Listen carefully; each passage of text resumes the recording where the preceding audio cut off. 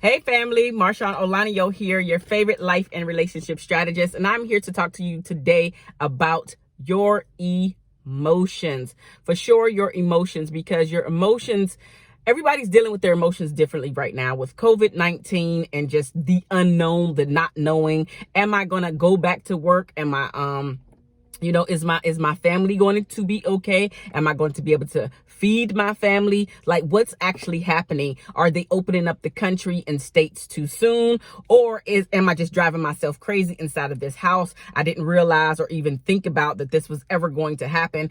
And then all of the pressures and everything that's happening right now, specifically with some people having to homeschool their children. Just the dynamics of life right now is completely different. And so I wanted to talk about how you can control your emotions during this crazy time. And this goes for any crazy time that you have in your life, when things are just in disarray and you just don't know what's going to happen from moment to moment, let alone from day to day. And again, you can take this in all of your relationships, but obviously we are mainly focusing on our romantic relationships. But again, this can be with your siblings, this can be with your parents, of course it can be with your children, and of course your spouse. But for those essential workers that are still going to work, this can also be with your co-workers. So now, with that being said, I'm gonna give you 5 things to think about, 5 tips to incorporate into your life, specifically if you are dealing with a very, very emotional state, an emotional time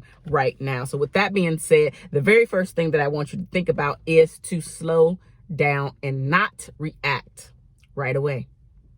Because when you react too fast, then you end up using this thing, and it's usually a weapon. You usually use it as a weapon. And when that occurs, you usually say things that you cannot take back, number one, and you really don't mean them, but because they rolled off your tongue, your spouse, even your children, people will not know how to take it. And once the words are out there, you cannot take them back, ladies and gentlemen. You cannot take those words back. So be slow to react. Don't react right away. For sure don't. The second thing to do is literally you guys know that I am a Christian, so I definitely have to bring prayer life into it. So asking the divine, I'll call him God, you can call him the divine, you can call him the universe, whatever word you want to insert there, I'm using God. So ask for divine guidance from God, because faith is our saving grace in our darkest moments. Faith is your saving grace in your darkest moments. All of this unknown, just not knowing what's going to happen, not knowing if you will be able to feed your family, not knowing if you will be able to pay your rent. And some rental places are actually telling their tenants, don't worry about it for the next month or two. But then some of them are still out here sending notices like, no, you still got to pay your rent. So the unknowing, listen.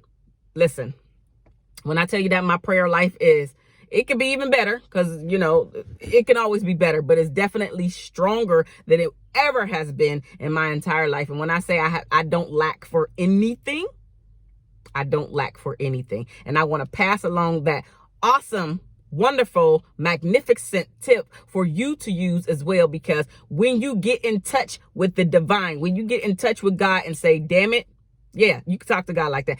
Damn it, God, what is going on? And you can use all of the explicitives that you want to, but I'm going to keep it at damn it, okay? So, but God, what is actually happening? I was doing everything right. Or I was on the road to doing everything right. And then here I come back in this same situation once again. What will you have me do? Who am I supposed to call? How am I supposed to feed these kids? How am I supposed to pay my rent? How am I supposed to get these groceries? How am I supposed to get this gas? The kids need food. The kids need clothing. Even how am I supposed to keep my sanity now that I have to be in the house all day long? And maybe you're in a state that's actually opening up, but you're still choosing to stay in the house because you just don't know. Just don't know. if you're going to be affected by COVID-19, or if one of your children, your spouse, you just don't know. And so you're taking precautions to still stay indoors. But with doing that, you're losing it. Ask God to give you your sanity, so you can keep your sanity, rather. Allow you to keep your sanity, basically. And then also, what should he have you do? Ask for guidance. Be as specific as possible in your prayers. As specific as possible. I'm talking about even if you need to ask for a dollar amount.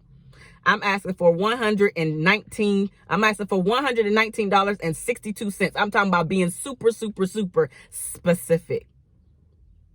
All your bills. Add up all your bills. Ask for that number. I'm telling you, if you do this and you do it with blind faith, or if you do it with the faith of a mustard seed. Have you ever seen how small a mustard seed is? If you do it with the faith of a mustard seed, you will be blessed.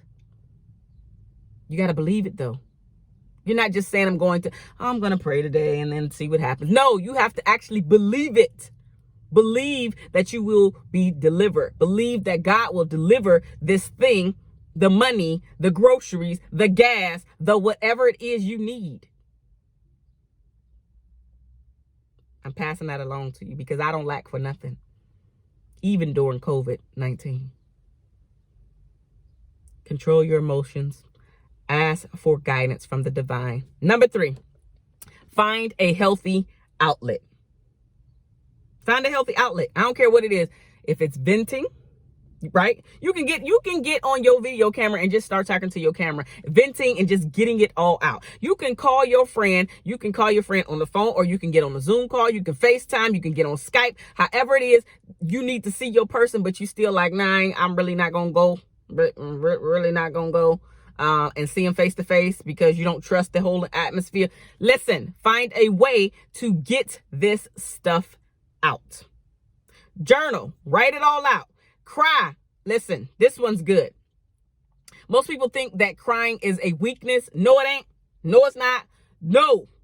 Crying is a blessing in disguise. Crying does not make you appear weak. Crying lets you release all that junk that you are holding inside. And here's the thing.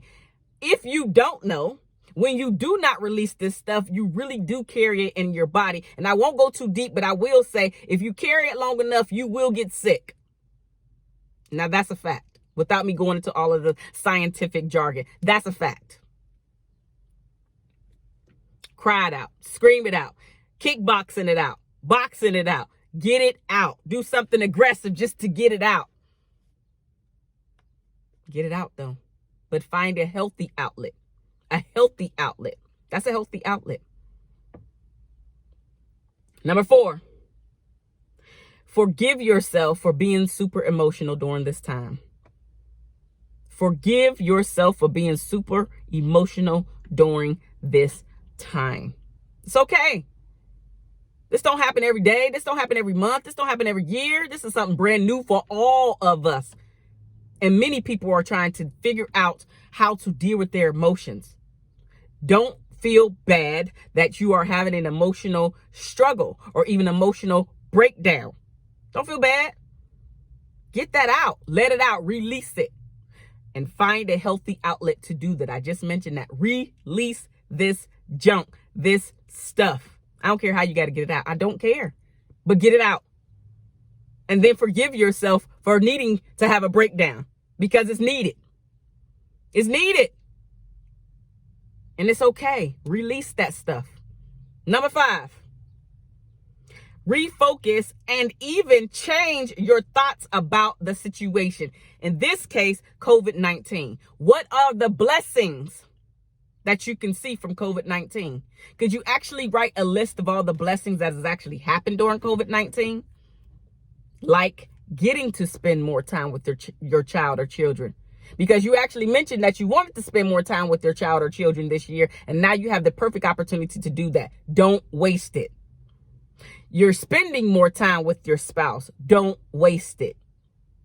Maybe you're able to hold on to some more money because everybody's not in the same situation. Maybe you're actually able to hold on to some more money because, for instance, my situation where I'm paying my student loans, I don't have to pay them right now.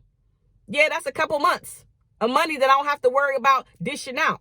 Some people with credit cards, some people with car payments, some people with rental payments or mortgage payments. Like, listen, now be productive with that money that you're keeping if you can be. Don't just go out there and being crazy with your money. Listen, it's hot in this car. Do y'all even see me sweating? It's hot in this car. I done turned off the air to record this. But I'm just saying, listen, find a way to deal with your emotions and not feel bad about dealing with your emotions, needing to deal with your emotions. Don't feel bad that you don't know what's next. Don't feel bad that you're like, holy crap, I ain't saved no money. You ain't the only one out here, sis. You ain't the only one out here, bro. There's a lot of people out here like that. I have a coworker right before I go. A coworker. So most of you guys know that I also work in the hospital as well as coaching clients. So with that being said, when I'm at the hospital, I have a coworker who went, okay, so my job actually was giving away free groceries to those who need it. And they didn't ask no questions. If you went down there at the moment that they had the groceries, they let them stay there and then you would go and get what you needed and move on with life. They weren't saying, can you actually afford it or not? They just trying to, because we're essential workers, we have to be there. They're trying to provide because they know some people still struggling at this point. Right? So with that being said, my other coworker went to, I'm sorry, I don't know if I said the food was free or not. It wasn't free, but it was very, very, very low cost. Like something that you would see for $5 or $6 was now like $1 or $2. So it was very, very, very low cost. And they're doing it again to help out the employees, help out the workers at the hospital. So with that being said, one of my coworkers said that she went upstairs and was talking to another coworker, and she was telling her about how cheap the food was down there. Go down there and get X, Y, and Z. And the coworker said that she couldn't do it.